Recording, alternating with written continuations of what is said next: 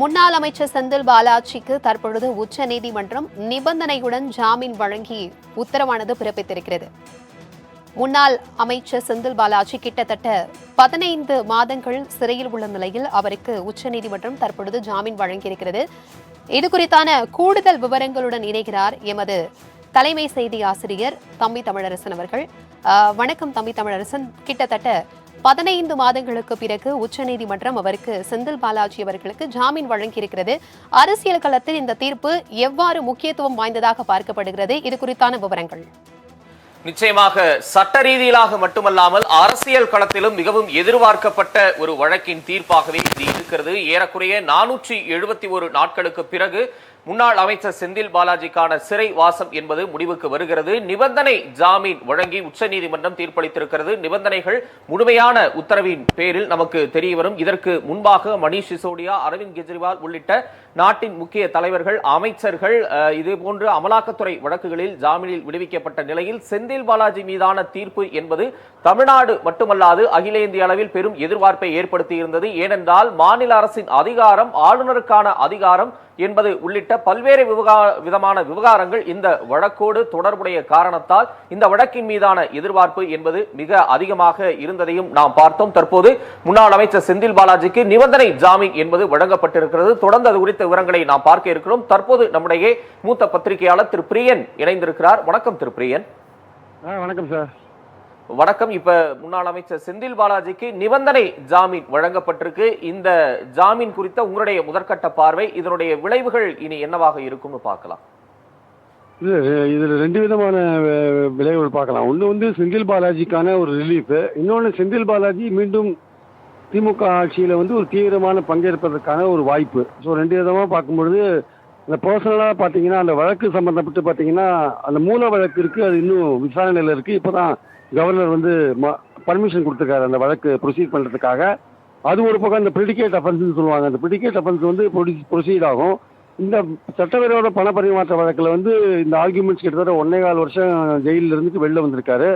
அந்த சட்ட பிஎம்எல்ஏ ஆக்டில் சுப்ரீம் கோர்ட்டுடைய கண்ணோட்டம் மாறி இருக்கு இப்போ ஆக்சுவலாக ஜாமீன் கொடுக்கறதுல. அதனால தான் செந்தில் பாலாஜிக்கு இந்த வாய்ப்பு கிடைச்சிருக்கு. வேற பெஞ்சில் என்ன கண்ணோட்டம் இருந்ததுன்னா, ஹேமந்த் சோரனுடைய ஒரு கலீக், அவருடைய ஃப்ரெண்டை பிடிச்சதுக்கு வெளியில் விட்டோம்னா சுப்ரீம் கோர்ட் சொன்ன ஒரு விஷயம் என்ன, jail is rule fail is rule exception, jail is rule fail is an exception அப்படின்னு சொன்னாங்க. ஆக்சுவலாக fail is rule, jail is an exception சொன்னாங்க. ஸோ அந்த மாதிரி சொல்லும்பொழுது ஒரு சட்டவிரோத பணப்பரிமாற்ற வழக்கில் நீங்கள் தண்டனை விசாரணை காலத்தையே தண்டனை காலமாக நீங்கள் கருதக்கூடாது, அது அரசியல் சட்டம் 21க்கு விரோதமானது அப்படின்னு சுப்ரீம் கோர்ட் ஜட்ஜஸ் வேற கேஸில், கவிதா கேஸில் சொல்லியிருக்காங்க, சிசோடியா கேஸ்லன்னு சொல்லியிருக்காங்க, பல கேஸில் பல விதமாக சொல்லியிருக்காங்க. ஸோ அதனால இதுக்கு ஜாமீன் கிடைக்கிறதுன்றது உறுதியாக இருந்தால் கூட என்ன நிபந்தனைகள் இருக்குன்றது நமக்கு தெரியல. ஒருவேளை கெஜ்ரிவால் மாதிரியான ஏதாவது அரசு பொறுப்புகள் இருக்கக்கூடாது, அந்த மாதிரி விஷயங்கள் ஏதாவது சொல்கிறாங்க இல்லையான்னு தெரியாது. நிபந்தனைகளை பார்க்கணும். ஸ்டாலின் அவர்களுக்கு இது ஒரு முக்கியமான விஷயம். செந்தில் பாலாஜிக்கு மீண்டும் பொன்முடி எப்படி மீண்டும் மந்திரி ஆனாரோ அதே மாதிரி அவருக்கு செந்தில் பாலாஜிக்கு மந்திரி வாய்ப்பு கிடைக்கிறதுக்கான வாய்ப்பு இருக்குது, அமைச்சரவை மாற்றுவதற்கான வாய்ப்பு இருக்கிறது. ஸோ அதனால் மூல வழக்குகளை கிட்டத்தட்ட 2000 பேருக்கு மேலே அதில் சம்மந்தப்பட்டிருக்காங்க விசாரணை போன்ற விஷயங்களில். அந்த வழக்கை எப்படி முடிக்க போகிறாங்க, தமிழ்நாடு கவர்மெண்ட் டிவிஎஸ்சி எப்படி முடிக்க போகிறதுன்றது பொறுத்து இருந்து பார்க்கணும். ஸோ இந்த சட்டவிரோத பண பரிமாற்ற வழக்கில் சார்ஜ் ஷீட்லாம் ஃபைல் பண்ணிட்டாங்க. இந்த ஃபைல் பண்ண சார்ஜ் ஷீட் விசாரணையெல்லாம் ஆரம்பிச்சிருக்கு. இது எப்படி போகிறதுன்றது இனிமேல் தான் பார்க்கணும். ஸோ பெரிய ரிலீஃப் கிடைச்சிருக்கு செந்தில் பாலாஜிக்கு. அதே மாதிரி திமுக ஸ்டாலின் அவர்களுக்கும் ஒரு பெரிய ஒரு ஆட்சியில் செந்தில் பாலாஜி பங்கு கொள்வதற்கான ஒரு வாய்ப்பு கிடைச்சிருக்கு. நன்றி திரு பிரியன். இணைப்பில் உங்களுடைய கருத்துக்களை பதிவு செய்தமைக்கு. தற்போது நம்முடைய தொலைபேசி வாயிலாக முதுநிலை வழக்கறிஞர் திரு தமிழ்மணி இணைந்திருக்கிறார். வணக்கம் திரு தமிழ்மணி. வணக்கம். இப்ப செந்தில் பாலாஜி முன்னாள் அமைச்சருக்கு நிபந்தனை ஜாமீன் வழங்கப்பட்டிருக்கு. இது ஒரு பெரிய ரிலீஃபா திமுகவினர் தற்போது கொண்டாட்டத்தில் ஈடுபட்டு வரக்கூடிய காட்சிகளை கூட நாம பார்க்கிறோம். முதற்கட்டமா இந்த ஜாமீன் குறித்த உங்க பார்வை என்ன திரு தமிழ்மணி? சார், இது நிபந்தனை ஜாமீன் சொல்லலாமா அப்படிங்கிறது எனக்கு ஒரு வழக்குரைஞராக சந்தேகம் இருக்கிறது. நிபந்தனைங்கிறது 2 பேர் ஷூரிட்டி கொடுக்கணுங்கிறதோ அதெல்லாம் நிபந்தனையே கிடையாது. அது ரொம்ப மிக சாதாரணமான வெளியே விடுறோம் ஒரு பிணை, அதான் பிணை அப்படின்னு அர்த்தம் அதுக்கு பேரு. எனவே அது சரியான பார்வை இல்லை. இன்னொன்னு, கெஜ்ரிவாலுக்கு போட்ட மாதிரி அந்த சிஎம் போஸ்டுக்கு போயிடாத, அந்த பக்கம் பேசாத அப்படிலாம் சொல்லிருந்தால் அது பிணை, அது கண்டிஷன்ஸ்னு சொல்லலாம். இது அப்படி இல்லை. இது இவருக்கு வழங்கியது 100க்கு 100 சரி. இந்தியாவில் அரசியலமைப்பு சட்டப்படி நான் திரும்பவும் ஒரு வழக்குரைஞனாக மட்டும்தான் பேசிக் கொண்டிருக்கிறேன். யாராக இருந்தாலும் அவர்களை 15 மாத காலம் விசாரணை கைதியாகவே வைத்திருப்பது என்பது நீதிக்கு செய்யப்படும், தர்மத்துக்கு செய்யப்படும், மனசாட்சிக்கு செய்யப்படும் துரோகம் என்று நான் கருதுகிறேன். அது ஒண்ணு அவங்க தெளிவுபடுத்திருக்கிறாங்க. நீதி விசாரணை தாமதமாகிறதுனால தான் நாங்க கொடுக்கிறோம். அத எப்படி சரியா புரிஞ்சுக்கணும்னா, இவர் மேலெழுந்தவாதியாக குற்றம் செய்யவே இல்லை என்று நாங்கள் சொல்லவில்லை. அதாவது பிரைமே ஃபேசி கேஸ் இல்லைன்னு நாங்கள் சொல்லல. தாமதமாயிட்டு எவ்வளவு நாள் உள்ள ஒப்பீனியன் சொல்லி அதனால கொடுக்கிறோம்னு, அதுவும் ரொம்ப அழகான, ரொம்ப சரியான பதிவு. அதை தவிர இந்த வழக்கை பத்தி பேசக்கூடாதுன்னு சொல்லியிருந்தாங்கன்னா கூட அதெல்லாம் இயல்பு, அதோட ஒத்து சேர்ந்து போவது அலைடு மேட்டர். மற்றபடி எனக்கு தெரிஞ்சு வேற எந்த விதமான இதுவும் கிடையாது, வேற எந்த தடையும் கொடுக்கவும் முடியாது. நீங்க திரு பொன்முடி ஒரு நிரூபணமான வழக்கிலேயே அவர் அமைச்சராகலாம்னு ஸ்டே கொடுத்த அமைச்சராளுக்குள்ள இவர் என்ன பாவம் செய்தார்? எனவே இது மிக சரியான தீர்ப்பு, கொஞ்சம் தாமதமான தீர்ப்பு என்று கருதுகிறேன். நன்றி திரு தமிழ்மணி. இணைப்பில் உங்களுடைய கருத்துக்களை பதிவு செய்தமைக்கு. செந்தில் பாலாஜிக்கு உச்ச நீதிமன்றம் தற்போது ஜாமீன் வழங்கி இருக்கிறது. சில நிபந்தனைகளோடு கூடிய ஜாமீனாக வழங்கப்பட்டிருக்கக்கூடிய நிலையில் செந்தில் பாலாஜி தரப்பு வழக்கறிஞர் என்ஆர் இளங்கோ செய்தியாளர் சந்திப்பை பார்த்தோம். அமைச்சராக செந்தில் பாலாஜி வருவதற்கு சட்டப்பூர்வமான தடை இல்லை என்பது உள்ளிட்ட பல்வேறு விதமான நீதிமன்ற தீர்ப்பின் அம்சங்களையும் அது குறித்த பல்வேறு நுணுக்கங்களையும் அவர் தெரிவித்திருந்தார். தொடர்ந்து இது குறித்த விவரங்களை பார்க்க இருக்கிறோம். முன்பாக மூத்த பத்திரிகையாளர் திரு ஐயநாதன் நம்மோடு தொலைபேசி வாயிலாக இணைகிறார். வணக்கம் திரு ஐயநாதன். வணக்கம். இப்ப முன்னாள் அமைச்சர் செந்தில் பாலாஜிக்கு சில நிபந்தனைகளுடன் கூடிய ஜாமீன் வழங்கப்பட்டிருக்கு. முதற்கட்டமா இந்த ஜாமீன், அதற்கு பிறகு இது என்ன விளைவுகளை ஏற்படுத்தக்கூடிய வாய்ப்புகள் இருக்குன்னு பார்க்கலாம். நிச்சயமா இந்த வழக்கை பொறுத்த வரைக்கும் ஒருத்தர் செய்த குற்றத்தின் அடிப்படையில் அவர் விசாரிக்கப்பட்டது என்பதை விட அவரை சிறையில் வைத்து சிறையில் நீண்ட காலம் வைத்திருக்க வேண்டும் என்கின்ற நோக்கத்துடன் செயல்பட்டதால் இந்த இப்படிப்பட்ட ஒரு நிலையை அமலாக்கத்துறை எதிர்கொள்ள வேண்டிய சூழல் ஏற்பட்டிருக்கிறது.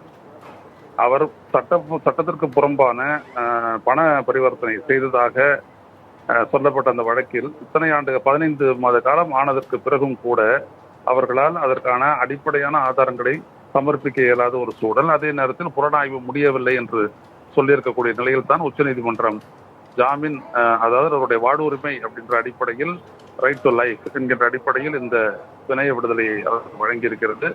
அது சில நிபந்தனைகளுடன் அவங்க விசாரணைக்கு ஒத்துழைக்க வேண்டும், ஒவ்வொரு திங்கட்கிழமை வெள்ளிக்கிழமையும் கையெழுத்திட வேண்டும் இடி அலுவலகத்தில் என்று சொல்லி கொடுத்திருக்கிறார்கள்.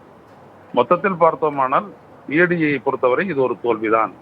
அவர்கள் அமைச்சராக இருந்த ஒருத்தர் மீது தொடரப்பட்ட ஒரு வழக்கில் இவ்வளவு காலத்திற்கு பிறகும் கூட அந்த வழக்கு விசாரணைக்கு கொண்டு வரக்கூடிய இல்லாமல் இன்னமும் புலன் விசாரணை என்கின்ற அந்த நிலையிலேயே வைத்திருப்பதைத்தான் சுட்டிக்காட்டி பல்வேறு வழக்குகளில் இந்திய உச்சநீதிமன்றத்தினுடைய பல்வேறுபட்ட அமர்வுகள் பிணைய விடுதலை வழங்கி வந்திருக்கின்றன. அந்த அடிப்படையில் தான் மணிஷ் சிசோதியா விடுதலை செய்யப்பட்டார். அதன் பிறகு டெல்லி முதலமைச்சராக இருந்த திரு அரவிந்த் கெஜ்ரிவால் விடுதலை செய்யப்பட்டார். அதற்கு பிறகு கவிதா, தெலுங்கு தேசம், அவர் இந்த தெலுங்கானாவை சேர்ந்தவர், அவருக்கு பிணைய விடுதலை வழங்கப்பட்டார். இப்பொழுது செந்தில் பாலாஜிக்கும் அந்த விடுதலை கிடைத்திருக்கிறது. எதிர்பார்க்கப்பட்ட ஒன்றுதான். இதில் எல்லாம் நாம் குறிப்பிட வேண்டியது என்னவென்றால், அரசியல் காரணங்களுக்காக கைது செய்யப்பட்டு இந்த வழக்கு தொடரப்பட்டு நடத்தப்பட்டிருக்கிறது. அதன் விளைவு இப்பொழுது நீதிமன்றத்தால் நிராகரிக்கப்பட்டு இவர்களுக்கெல்லாம் பிணைய விடுதலை வழங்கி fail is the right, jail is an exception என்று ஏற்கனவே இப்படிப்பட்ட வழக்குகளில் இந்திய உச்சநீதிமன்றம் சொல்லியிருந்தது. அதையே இங்கேயும் பொருத்தி இந்த பிணைய விடுதலையை வழங்கியிருக்கிறது என்பதை நாம் கருத்தில் கொள்ள வேண்டும். நன்றி திரு ஐயநாதன். இணைப்பில் உங்களுடைய கருத்துக்களை பதிவு செய்தமைக்கு. தொடர்ந்து செந்தில் பாலாஜிக்கு ஜாமீன் கிடைத்திருக்கக்கூடிய நிலையில் அவருக்கு என்ன நிபந்தனைகள் விதிக்கப்பட்டிருக்கிறது என்பது தொடர்பாகவும் நாம் திரையில் பார்த்துக் கொண்டிருக்கிறோம். 25 லட்சம் ரூபாய்க்கு இருநபர் உத்தரவாதம் வழங்கி சொந்த பிணையில் ஜாமீன் என்பது வழங்கப்பட்டிருக்கிறது. மேலும் வெளிநாடு செல்வதற்கான தடை வாரம் தோறும் திங்கள் மற்றும் வெள்ளிக்கிழமைகளில் அமலாக்கத்துறை அலுவலகத்தில் ஆஜராகி கையெழுத்திட வேண்டும். சாட்சிகளை கலைப்பதற்கு எந்தவிதமான முயற்சியும் மேற்கொள்ளக்கூடாது மீறக்கூடாது என்பன உள்ளிட்ட நிபந்தனைகள் அடங்கிய ஜாமீன் என்பது வழங்கப்பட்டிருக்கிறது. சில அறிவுறுத்தல்களும் வழங்கப்பட்டிருக்கிறது. எந்த அடிப்படையில் ஜாமீன் வழங்கப்பட்டிருக்கிறது என்றால், அடிப்படை உரிமைகள் மீறக்கூடாது என்ற கருத்தை கவனத்தில் கொண்டு இந்த ஜாமீன் வழங்குவதாக நீதிபதிகள் குறிப்பிட்டிருக்கின்றனர். அதாவது ஜாமீன் என்பது விதி, சிறை என்பது விதி விலக்கு என்ற அடிப்படையில் இந்த உத்தரவு என்பது வழங்கப்பட்டிருக்கிறது. தற்போது நம்முடைய திமுக அமைப்பு செயலாளர் திரு RS பாரதி தொலைபேசி வாயிலாக இணைந்திருக்கிறார். வணக்கம் திரு RS பாரதி. இப்ப முன்னாள் அமைச்சர் செந்தில் பாலாஜிக்கு சில நிபந்தனைகளுடன் கூடிய ஜாமீன் வழங்கப்பட்டிருக்கிறது. முதற்கட்டமா இந்த ஜாமீன் வழங்கிய உத்தரவை எப்படி பாக்குறீங்க? உச்சநீதிமன்றம் இந்த தீர்ப்பின் மூலமாக இடி மற்றும் சிபிஐ போன்ற மத்திய அரசின் கையில் இருக்கிற ஆயுதங்கள் தவறாக பயன்படுத்தக்கூடாது என்பதற்கு ஒரு சரியான சம்மட்டி அடியாக தீர்ப்பு வழங்கியிருக்கிறது. ஆக நீண்ட நாட்கள் சிறையில் வைத்து விடுவதன் மூலமாக இந்த வழக்கையும் அது அநீதி என்பதை தெளிவுபட இன்றைக்கு உச்சநீதிமன்றம் கூறியிருக்கிறது. அடிப்படை உரிமைகளை பறிக்கக்கூடிய வகையில் எந்த அமைப்பும் செயல்படக்கூடாது என்ற வகையிலே தீர்ப்பு அமைந்திருக்கிறது. காலதாமதமாக இந்த தீர்ப்பு வந்திருந்தாலும் இந்தியாவில் இருக்கிற அனைவருக்கும் ஒரு பாதுகாப்பாக இருக்கிற ஒரு தீர்ப்பாக இது அமைந்திருக்கிறது என்பது என்னுடைய கருத்து. சில நிபந்தனைகள் விதிச்சிருக்கிறாங்களே திரு RS பாரதி, வெளிநாடு செல்வதற்கான தடை விதிக்கப்பட்டிருக்கு. வழக்கமாக எல்லா வழக்கிலும் போடுறாரு. இல்ல சாட்சிகளை கலைக்க கூடாது அப்படிங்கிற அறிவுறுத்தலும் வழங்கி இருக்கிறாங்க. முனைப்பு இருக்குமா அப்படின்னு? இதெல்லாம் ஜெனரல் கிளாஸஸ், இதெல்லாம் ஒவ்வொரு கேஸ்லயும் போடுறதுதான். எல்லா வழக்கிலும் ஜாமீன் விடுகிற போது போடுற கண்டிஷன் தான். இது ஒன்றும் புதிதாக போடப்பட்ட கண்டிஷன் அல்ல. செந்தில் பாலாஜிக்கு ஜாமீன் கிடைத்திருப்பது திமுகவுக்கான என்ன விதமான நீங்க ஒரு மகிழ்ச்சியை வெளிப்படுத்திருக்கிறீங்க? என்ன ஒரு பூஸ்டா நினைக்கிறீங்க, உத்வேகமா நினைக்கிறீங்க? எங்கள் தோழர் ஒருவர் சிறையில் இருக்கிற போது எங்களுக்கு வருத்தம் இருக்கதானே செய்தோம். இவ்வளவு நாள் தேவையில்லாமல் உள்ளே வைத்தவர் மாற்றினாரு. இருந்தாலும் அவர் உறுதியோட உள்ளே இருந்ததற்காக அவருடைய தியாகத்தை போற்றுகிறோம். திமுகவுக்கு யார் வந்து சேர்ந்தாலும் அவர்கள் திமுகவில் நுழைந்து விட்டால் தியாகத்தை ஏற்றுக்கொள்வார்கள் என்ற ஒரு எடுத்துக்காட்டான தொண்டராக செந்தில் பாலாஜி விலகி இருக்கிறார். இவ்வளவு நாட்கள் சிறையில இருந்தது என்பது உள்ளபடியே ஒரு மிகப்பெரிய தியாகம். ஆகவே அவர் தவறாகத்தான் இதில் வைத்திருக்கிறார்கள் என்பதை இவ்வளவு காலதாமதமாக அவர்கள் இவ்வளவு நாள் சிறையில் வைத்ததே தவறு என்கிற வகையில் தீர்ப்பு குறிப்பது மகிழ்ச்சி அளிக்கிறது. ஆகவே அவரை திராவிட முன்னேற்ற கழகம் விடுதலையாவதை மகிழ்ச்சியோடு வரவேற்கின்றோம். மற்றவற்றை தலைவர் அவர்கள் முடிவெடுப்பார்கள். நன்றி திரு RS பாரதி. இணைப்பில் வந்து உங்களுடைய கருத்துக்களை பதிவு செய்தமைக்கு. தொடர்ந்து செந்தில் பாலாஜிக்கு ஜாமீன் வழங்கப்பட்டிருக்கக்கூடிய நிலையில் சென்னை திமுக தலைமையகமான அண்ணா அறிவாலயத்திலும் பட்டாசு வெடித்து அந்த கட்சி தொண்டர்கள் கொண்டாட்டத்தில் ஈடுபட்டு வருகின்றனர். அவருடைய சொந்த ஊர் தொகுதியான கரூரிலும் திமுக தொண்டர்கள் பட்டாசு வெடித்து இனிப்பு வழங்கி கொண்டாடக்கூடிய அந்த காட்சிகளும் செய்திகளும் நமக்கு வந்து கொண்டிருக்கிறது. திமுக தரப்பில் இது தொடர்பான மகிழ்ச்சியை வெளிப்படுத்திக் கொண்டிருக்கின்றனர். நீதிமன்றம் சில நிபந்தனைகளை விதித்து அதற்கு பிறகு ஜாமீன் என்பது வழங்கி இருக்கிறது. மூல வழக்கு என்பது இன்னும் பிரதான வழக்கு என்பது நிலுவையில் இருப்பதால் வழக்கு விசாரணை தாமதமாவதை நாம் கணக்கில் கொண்டு ஒருவருக்கு ஜாமீனை மறுக்க முடியாது. ஏனென்றால் அது அடிப்படை உரிமை என்ற கருத்தை முன்வைத்து செந்தில் பாலாஜிக்கு ஜாமீன் வழங்கப்பட்டிருக்கிறது. கடந்த ஆகஸ்ட் 20ஆம் தேதியே இந்த வழக்கின் வாதங்கள் நிறைவடைந்த நிலையில் அந்த மாத இறுதியிலேயே தீர்ப்பு வரும் என்று எதிர்பார்க்கப்பட்ட நிலையில் அமலாக்கத்துறை தரப்பில் இருந்து கூடுதல் கால அவகாசம் கேட்கப்பட்டது. இந்த நிலையில் தற்போது இந்த வழக்கினுடைய தீர்ப்பு என்பது வெளிவந்திருக்கிறது. ஏற்கனவே அமலாக்கத்துறை கைது செய்து விசாரிக்கக்கூடிய வழக்குகளில் ஜாமீன் என்பது சில முக்கிய கட்சிகளின் முக்கிய நிர்வாகிகளுக்கு மறுக்கப்பட்டு வந்த நிலையில் உச்சநீதிமன்றம் ஏற்கனவே தெலங்கானாவை சேர்ந்த திருமதி கவிதா, ஆம் ஆத்மி கட்சியைச் சேர்ந்த மணிஷ் சிசோடியா, ஹேமந்த் சோரன் உள்ளிட்டோருக்கான ஜாமீன் என்பது மிக முக்கியமாக அரவிந்த் கெஜ்ரிவாலுக்கும் இது தொடர்பான ஜாமீன் என்பது வழங்கப்பட்டிருக்கக்கூடிய நிலையில் தற்போது செந்தில் பாலாஜிக்கும் ஜாமீன் என்பது வழங்கப்பட்டிருக்கிறது. தொடர்ந்து திமுக செய்தி தொடர்பு தலைவர் திரு TK இளங்கோவன் இணைந்திருக்கிறார். வணக்கம் திரு இளங்கோவன். வணக்கம். வணக்கம். இப்ப செந்தில் பாலாஜிக்கு ஜாமீன் வழங்கப்பட்டிருக்கு, உங்களுடைய கருத்து பார்வை? நீண்ட நாட்களாக ஜாமீன் அவர் மீது வழக்கு நடந்தால் கூட ஜாமீன் என்பது குற்றம் சாட்டப்பட்டவர்களுக்கு உள்ள ஒரு உரிமை. அவர்கள் இப்ப ஏறத்தாழ 1.5 ஆண்டு காலம் அவர் சிறைவாசம் அனுபவித்திருக்கிறார் என்றால் இந்த சிறைவாசத்தை எந்த கணக்கிலே கொள்வது? அதனால்தான் குற்றம் சாட்டப்பட்டவர்களுக்கு ஜாமீன் வழங்குகிற அந்த மரபு, அந்த விதி இருக்கிறது. ஆனால் அதையும் மீறி இவ்வளவு காலம் அவருக்கு ஜாமீன் வழங்காமல் இருந்தது தவறு. எத்தகைய அழுத்தத்தின் காரணமாக அப்படி வழங்கப்படவில்லை என்று தெரியவில்லை. இன்றைக்கு வழங்கி இருக்கிறார்கள், மகிழ்ச்சிக்குரியது. இருந்தாலும் இவ்வளவு காலம் குற்றம் சாட்டப்பட்டவர்களுக்கு ஜாமீன் வழங்காமல் இருப்பது என்பது தவறானது. இன்றைக்கு அவர் பெரிய போராட்டத்திற்கு பிறகு வெற்றி பெற்றிருக்கிறார் என்றுதான் சொல்ல வேண்டும். நன்றி திரு டி கே சிலங்கோன், உங்களுடைய கருத்துக்களை பகிர்ந்து கொண்டமைக்கு. தற்போது செந்தில் பாலாஜிக்கு ஜாமீன் கிடைத்திருக்கக்கூடிய நிலையில் இன்று மாலை அல்லது காலை அவர் சிறையில் இருந்து வெளிவருவார் என்ற தகவலும் கிடைத்திருக்கிறது. குறிப்பாக இன்று மாலையே அவர் சிறையில் இருந்து வெளிவருவதற்கான வாய்ப்பு இருப்பதாகவும் சொல்லப்படுகிறது.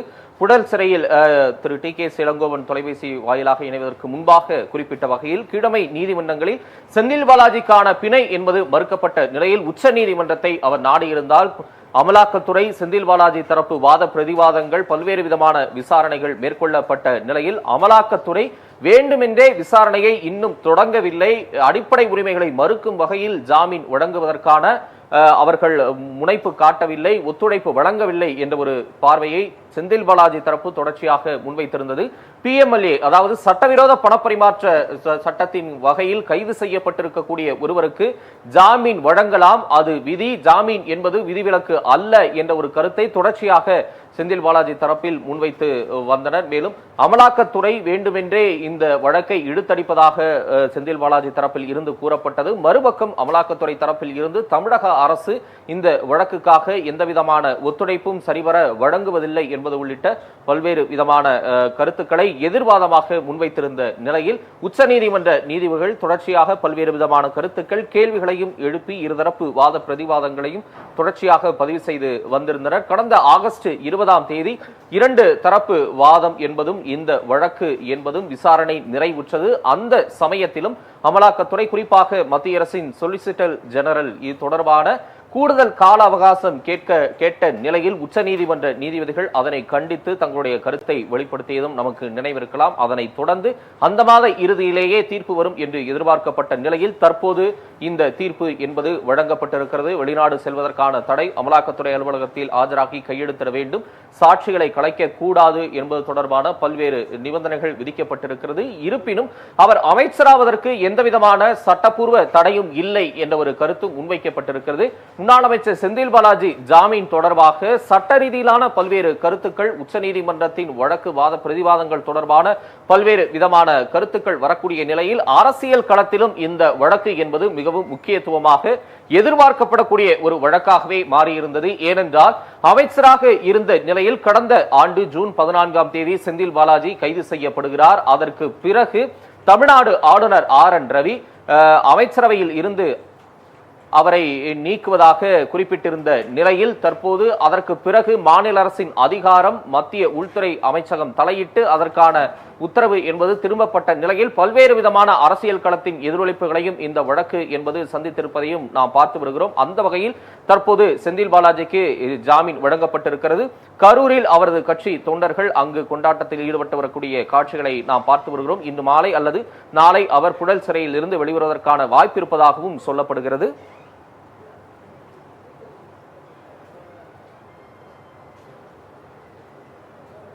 தற்போது நம்முடைய மூத்த பத்திரிகையாளர் திருமதி லட்சுமி சுப்பிரமணியம் இணைப்பில் இருக்கிறார். வணக்கம் திருமதி லட்சுமி. வணக்கம். வணக்கம். செந்தில் பாலாஜிக்கு தற்போது ஜாமீன் வழங்கப்பட்டிருக்கு. சில நிபந்தனைகள் திமுக தரப்புல இருந்து இது வழக்கமா கொடுக்கக்கூடிய நிபந்தனைகள் தான் அப்படின்னு சொல்றாங்க. இந்த ஜாமீனை முதற்கட்டமா நாம எப்படி புரிஞ்சுக்கலாம்? அரசியல் களத்துல இது எப்படி எதிரொலிப்பதற்கான வாய்ப்புகள் இருக்கு?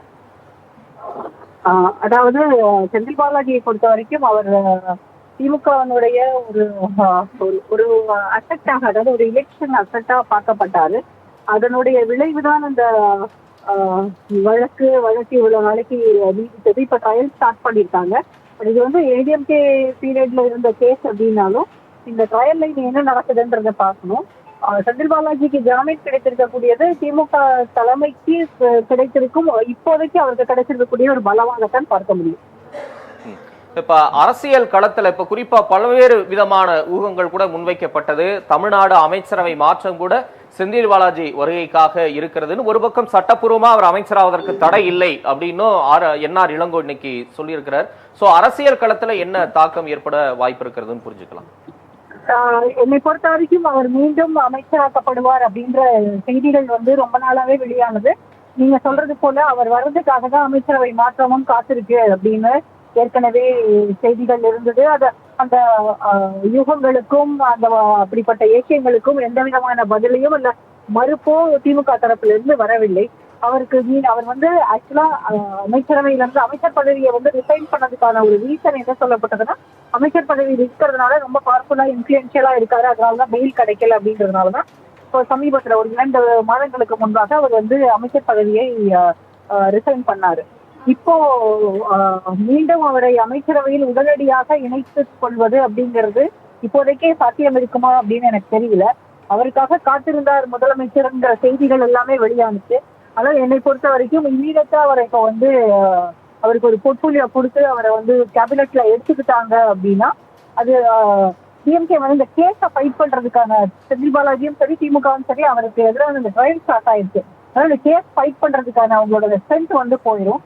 ஸோ ட்ரையல்ல அவர் அக்விட்டல் வந்துருச்சு அப்படின்னா அதுக்கு பிறகு அவருக்கு அமைச்சரவையில் இடம் கொடுத்தார்கள் அப்படின்னா அது டிஎம்கேக்கும் பிளஸ் செந்தில் பாலாஜிக்கும் ஒரு பிளஸ்ஸா இருக்கு. நன்றி திருமதி லட்சுமி, இணைப்பில் உங்களுடைய கருத்துக்களை பதிவு செய்தமைக்கு. தற்போது நம்முடைய காங்கிரஸ் கட்சியின் மூத்த தலைவர்களில் ஒருவர் திரு கோபண்ணா இணைந்திருக்கிறார். வணக்கம் திரு கோபண்ணா. வணக்கம். இப்ப செந்தில் பாலாஜிக்கு ஜாமீன் வழங்கப்பட்டிருக்கு. முதற்கட்டமா அதை எப்படி பாக்குறீங்க? காங்கிரஸ் கட்சியும் அமலாக்கத்துறையினுடைய இந்த நடவடிக்கையை தீவிரமா எதிர்த்த ஒரு கட்சி தான். இந்த ஜாமீன் குறித்த உங்களுடைய பார்வை கருத்து? பாஜக ஆட்சியில கடந்த 10 ஆண்டுகளுக்கு மேலாக எதிர்கட்சிகளை ஒடுக்குவதற்கும் முடக்குவதற்கும் சட்டவிரோத பண பரிமாற்ற தடை சட்டத்தின் மூலமாக பல்வேறு வழக்குகள் தொடுக்கப்பட்டு சிறையில் அடைக்கப்பட்டு வழக்கு தொடுக்கப்பட்டு நடைபெற்று வருகிறது. குறிப்பாக ஜார்க்கண்ட் முதலமைச்சர் சிபு சோரன், அதே போல அரவிந்த் கெஜ்ரிவால் முதலமைச்சர், அங்கிருக்கிற அமைச்சர் சிசோடியா என்று படிப்படியாக, அதே போல தமிழகத்தில் அமைச்சராக இருக்கிற செந்தில் பாலாஜி அவர்களை இதே பணப்பரிமாற்ற தடை சட்டத்தின் கீழ் அவரை வழக்கு பதிவு செய்து ஓராண்டுக்கு மேலாக அவர் ஜாமீனில் வெளிவர முடியாத அளவிற்கு ஒரு கொடுமையான ஒரு அடக்குமுறையை அவர் சந்தித்து இன்றைக்கு நீதிமன்றத்தாலே விடுவிக்கப்பட்டிருப்பது, ஜாமீன் வழங்கப்பட்டிருப்பதை நான் மனதார வரவேற்கிறேன். இந்த போராட்டத்தில் நெஞ்சிறுதியோடு அதை எதிர்கொண்ட செந்தில் பாலாஜி அவர்களை நான் பாராட்டுகிறேன்.